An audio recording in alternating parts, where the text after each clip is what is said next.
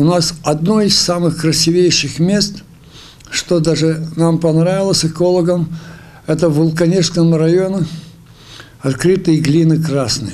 Я даже обратил внимание, некоторые талантливые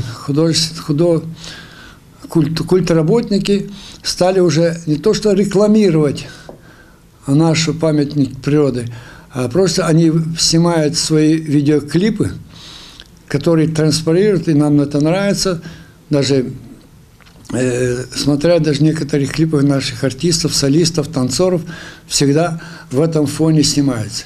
Я бы этим бы сказал, что если памятники природы это как бы реклама представляет, а если бы всех памятников природы в период цветения, летний период расцвета, вегетационного периода, если бы эти памятники, авторы, культработники, художественные работники, если бы больше бы пользовались, конечно, там официальное разрешение, для этого есть у нас территориальное агентство, получить от них разрешение, они поставят условия, как это делать, и что, и могут показать наши достопримечательности, нашу красоту.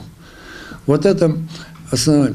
Что касается в Атулии, Вулканешского, у нас есть очень хорошие большие ландшафты, красивые места природы, памятники природы, находятся между Украиной и Молдовой. Это Вулканешский район, Этулия и южная часть озера Елпук и Лимана. Между Лиманом и озеро Елпук. Вот там проходит, там проходит, если все помнят, Троянский вал, так называемый.